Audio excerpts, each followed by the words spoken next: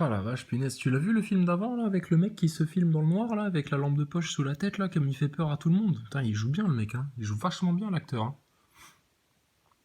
Putain, ça faisait peur un peu, hein. Qu'est-ce que c'est, ça? C'est quoi, c'est un autre film? Ah, c'est ça, le film de science-fiction dont tu m'avais parlé, avec le mec qui fait croire à tout le monde qu'il est dans une station spatiale. Ah, vas-y, fais voir. Lanzarote, aux Canaries. Ah bah voilà, vous vouliez aller sur Mars, vous y êtes. Non, mais parce qu'il faut savoir. Alors lui aussi, acteur. Ah bah, Thomas Pesquet, oh là là là là. Oh là là. Tiens, on m'a raconté, bah je t'ai raconté tout à l'heure, là. Euh, Plateau de télé, donc toi, Thomas Pesquet, tu te balades pas sans trois flics en armes autour de toi? Mais tu t'es pris pour un chef d'État, qu'est-ce qui se passe avec les astronautes? Vous avez des lourds, lourds, lourds secrets à protéger pour être protégé comme ça? Quelle arnaque. Donc c'est comme ça Mars alors. Bah c'est bien, regarde, tu vois. Tu te balades sans combi sur Mars. Ils sont bien faits les décors, hein. Quelques semaines après son retour de mission spatiale, Bon, on va se passer des commentaires parce que la pauvre, elle est pas au courant, elle, que tout ça c'est une arnaque. elle est devenue un des lieux d'entraînement privilégiés des agences spatiales pour former les astronautes à des missions plus lointaines. Ouais, ouais, c'est ça, ouais. Tu m'étonnes.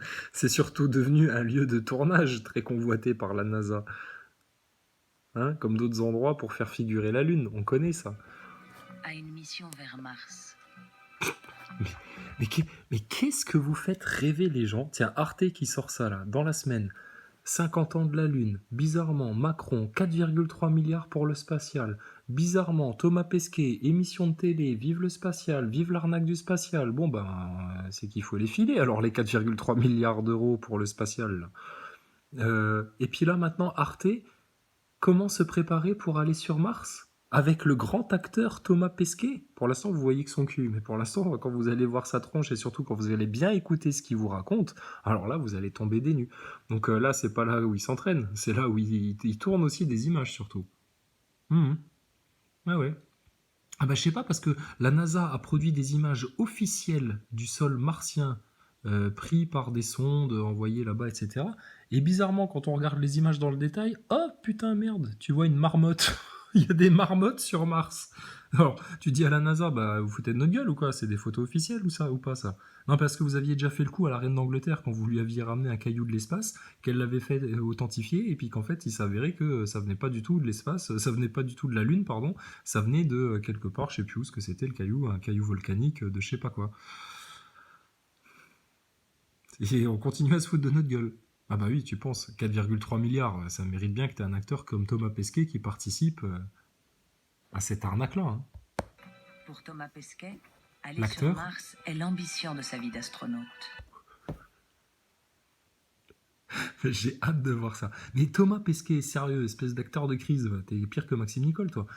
Pourquoi vous allez pas sur la Lune? Ça coûte trop cher? Mon cul, ouais. À la NASA, officiellement, ils nous disent qu'ils ont perdu les données télémétriques pour aller sur la Lune. Oh, putain, c'est énorme quand même.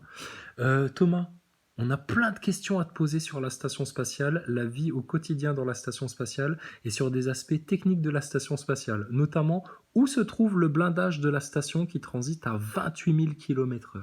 Oh, parce que nous, on a vu des tirs de railgun, hein, en vrai, on a vu les effets que ça faisait, etc.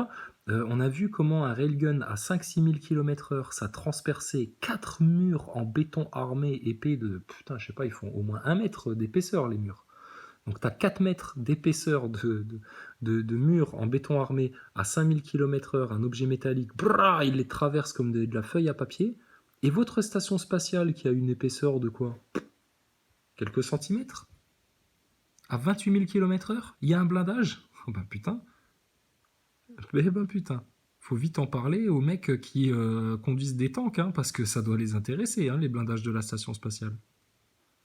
Et puis plein d'autres questions sur ta combinaison, comment elle fonctionne dans le vide.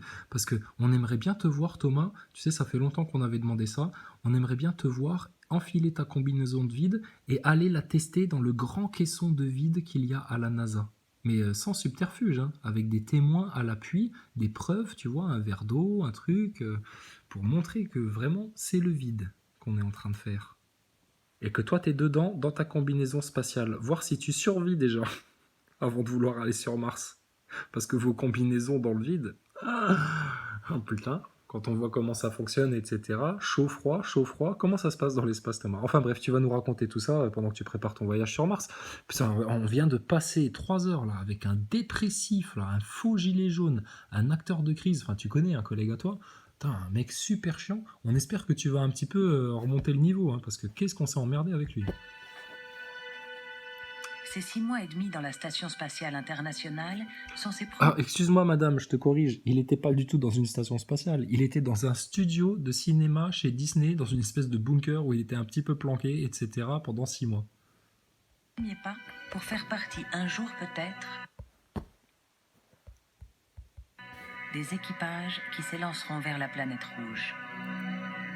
Alors, moi je posais juste une question. Sachant qu'on est en train déjà de faire crever la planète Terre, qu'on n'est pas capable de la gérer, etc., compte tenu, on vend un doux rêve à l'humanité à vouloir aller sur Mars. Il n'y a rien sur Mars, qu'est-ce que tu vas aller foutre sur Mars? Si tu veux envoyer des robots pour aller chercher des minerais, parce que tu as repéré éventuellement, admettons, mais c'est quoi l'objectif d'aller sur Mars, d'aller sur la Lune?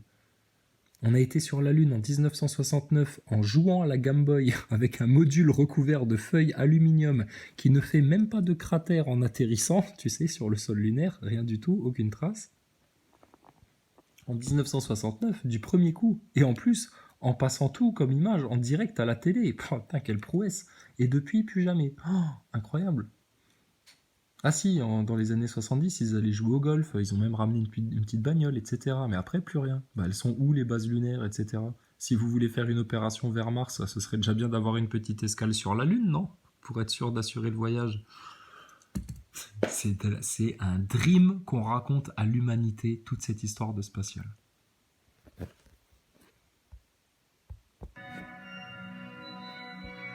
Alors, ça commence dans les images qui vous sont vendues, tout le temps, partout. Alors, les images de la station spatiale, tu vois, à l'époque où Thomas Pesquet était dedans, le bon jeu qu'il y avait à faire, c'était trouver Charlie. Il faut trouver les petits points de détail qui n'ont rien à foutre dans le décor, parce que tout ça, c'est du décor. Tu vois, de la même manière que tu as la pensée complexe de Boulot, que tu as la pensée complexe de Branco, de Ernesto, etc., et ben, la NASA, ils te foutent des fils partout, genre, ils n'ont pas inventé encore les fils rétractables ou les plugs pour pas avoir un bordel de câbles comme ça près des sas. Tu vois, c'est juste pour complexifier le décor. Mais au point de vue de l'ingénierie, de l'organisation, etc., ça n'a aucun sens. Aucun sens. Car dans l'ISS, les astronautes, en lien avec les laboratoires du monde entier, Ouais, les laboratoires du monde entier, c'est un immense jeu de rôle en fait. C'est une grosse simulation ce truc-là. Ok. Donc elle, par exemple, qui s'appelle Peggy Hutchinson, elle raconte dans une interview. Oh tiens, merde, ils l'ont laissé, regarde le sac poubelle autour de la poignée bleue. Ça fait des années qu'il est là, on sait pas à quoi ça sert. On sait pas pourquoi, il y a un sac poubelle enroulé autour de cette poignée bleue, là. Depuis toujours. Ils l'ont jamais enlevé. Bref. Elle, Peggy Hutchinson, elle a battu le record du monde de présence dans la station spatiale. Ok. Elle raconte lors d'interviews où elle parle avec des enfants, ça on l'avait montré sur une autre chaîne et vous retrouverez ça. Elle leur raconte que ah bah oui, on a eu un problème technique aujourd'hui, on a dû réparer les WC. Les WC, ça fait rire tout le monde, tu sais. Et puis là, elle te dit oui, mais de toute façon, on a un WC de secours, we got a backup. Ah bon? Mais c'est bizarre parce que tous les gros fanatiques de la station spatiale comme Stardust, Astronogeek, etc., ils en ont jamais entendu parler de votre deuxième chiotte là. Alors là, va falloir que vous vous expliquiez, les connards d'astronautes de la NASA qui racontent des bobards parce que vous connaissez pas très bien le scénario. Autre chose, Peggy, à un moment donné, tu racontes à une autre petite enfant qui te pose une question là. Ça se passe aux États-Unis. Elle t'avait demandé ce que vous voyez comme spectacle depuis la station, si c'est beau de voir la Terre, etc. Et tu lui dis, oh là là, c'est un spectacle tellement magnifique, et le mieux c'est quand on voit les comètes qui arrivent en dessous de nous, etc. Et là tu te rattrapes parce que tu te rends compte que si tu es en train de voir des comètes depuis la cupola en train de tomber sur Terre, bah c'est qu'elles sont en train de vous tomber sur le dos, vous dans la station spatiale. Et que donc vous courez un grave danger. Il n'y a que des incohérences dans la station. Pour ceux qui découvrent le sujet, Déjà, le blindage à 28 000 km/h, c'est une totale aberration, ça n'existe pas. Les histoires d'obturateurs, t'es mort de rire, ça sert à rien du tout.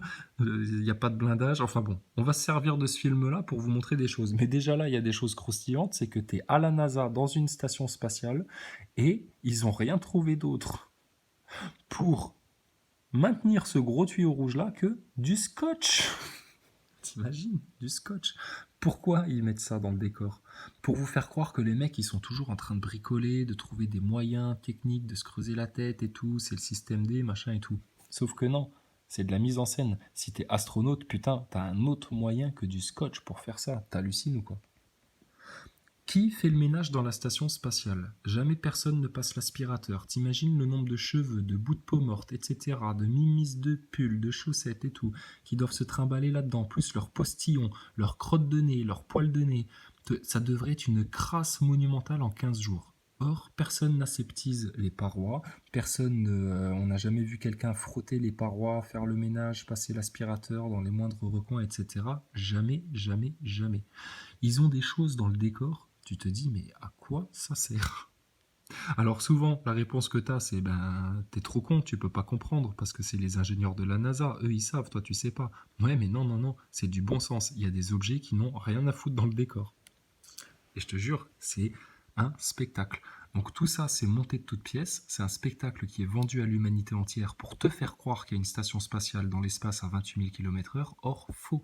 Ce que tu vois depuis ton télescope, ou comme certains le prétendent à l'œil nu, mais là je vous inviterai à faire un calcul tout simple, c'est que si tu es capable à l'œil nu de voir une station spatiale grosse comme un Airbus qui est à 400 km d'altitude, et que tu es capable de la voir à l'œil nu aussi bien qu'un avion, donc de la même taille qui lui est à 16 km d'altitude, alors là, il va falloir que tu m'expliques comment cette prouesse est possible. Totalement aberrant à tous les étages, la station. Donc ce que tu vois passer dans ton ciel, ton élite mondialiste, qui t'a envoyé des acteurs de crise dans ton mouvement Gilets jaunes, qui a organisé toute la haute franc-maçonnerie, tous les lobbies, tous ces trucs-là, toute l'arnaque financière au point de foutre la Grèce, Chypre et très bientôt la France dans les pires crises économiques qu'on ait pu connaître pour asservir encore plus les peuples, etc. Mais t'inquiète pas, ils ont une avance technologique de plus de 50 ans là sur ce que nous, on est capable de connaître et d'imaginer. C'est d'ailleurs grâce à ça qu'ils te montrent un spectacle pareil. Et donc, le truc que tu vois transiter dans le ciel, c'est un drone holographique ou je sais pas quelle connerie, ils le font passer, tu vois, à heure fixe, on s'en fout. Mais jamais de la vie, t'as des mecs dans une station. Incohérence sur incohérence sur incohérence. Technique, physique, et au niveau de leur déclaration, de la cohérence de leur discours, c'est en carton. On l'a démonté, la station spatiale. Pour ceux qui connaissent pas, allez sur YouTube, tapez Fake ISS. Vous allez voir les vidéos des anglo-saxons, à quel point ils se foutent de leur gueule, tellement ils en font des sketchs, tellement c'est à mourir de rire, tous les bugs qu'il y a, etc. Et moi j'avais fait une chaîne, ça s'appelle Chrysalide Post, donc CRYSALIDE, espace Post, P-O-S-T, où je parlais que de la station spatiale, on regardait tous les détails, etc. On écoutait attentivement les discours, aussi bien les anglo-saxons que les français, et là on a relevé des incohérences, mais alors rocambolesques, notamment un astronaute, ça c'est resté dans les annales, qui dit, dans la même phrase, qu'il voit le globe dans toute sa sphéritude, oh là là, tout d'un coup il regarde par la fenêtre et puis il voit le globe qui apparaît comme ça, tu sais. Et que là, c'est un spectacle magnifique de voir ce globe-là qui apparaît par la fenêtre comme ça tout d'un coup alors qu'il est en train de travailler. Et dans la même phrase, il te dit qu'il doit prendre une photo à un certain moment et que du coup, il a été dans la coupola de la station et que là, il voyait le sol qui défilait sous ses yeux. T'as compris ou pas l'incohérence? C'est que s'il voit le globe de toute sa sphéritude de loin, il est à des milliers de kilomètres d'altitude, d'éloignement de la Terre, pour pouvoir voir le globe qui est immense. Or, s'ils sont à 400 km d'altitude, jamais de ta life tu vois le globe en entier. C'est du grand n'importe quoi. À 400 km d'altitude, c'est la distance entre Paris et Brest. C'est tout petit par rapport au globe, donc ils ont la gueule collée sur le nez collé sur la feuille. Et donc les mecs qui vont à 28 km/h, le nez collé sur la feuille, et T'inquiète qu'ils devraient avoir envie de dégueuler dès qu'ils regardent par la fenêtre, rien d'autre. Donc tous ceux qui te racontent qu'ils sont dans la station spatiale et qu'ils ont vu le globe de toute sa sphéritude, etc., eh ben, ils t'ont juste prouvé qu'ils racontaient un gros mensonge, un gros canular à l'humanité entière avec leurs conneries. Œuvre pour trouver des solutions aux limites imposées par ces missions lointaines. Bon, là, faut bien comprendre que le film tel qu'il est tourné, punaise, regarde ça, même l'infirmière de l'espace, elle est top. Et le truc, c'est que ils te vendent ce machin-là avec la musique, les images bien montées, ça fait très expérience scientifique, ça fait très protocole, il y a toute la grosse machinerie autour, etc. Mais ouais, mais ça, bien sûr qu'il y a sûrement des mecs qui sont en train de tester, tiens, qu'est-ce qu'ils font eux? Propulsion. Propulsion. Robotique. Robotique. Mais t'inquiète, hein. Les budgets de l'espace, là, tes 4,3 milliards d'euros, eh ben, ils vont servir à la robotique. Mais regarde, il se prend pour Iron Man en plus, le robot, là. Oh, robot, tu fais rien pour l'instant, hein. Mais t'inquiète pas, les robots du futur, oulala, ça va aller très très vite. L'intelligence artificielle, pareil. Ça va aller très vite. Et regarde derrière, qu'est-ce qu'ils ont? Une petite reproduction de la navette, comme ça, pour faire leurs tests, leurs petits trucs, etc. Mais ils te préparent la technologie de demain, tout ce qui va te faire bouffer du Blue Beam. C'est tout. Et le spatial, ça n'est que la couverture pour protéger tout ça. Pour camoufler tout ça. Nouveaux matériaux. L'ISS pave le chemin des missions futures et rend peu à peu ce voyage vers Mars en... Alors, on va regarder chaque image. Propulsion.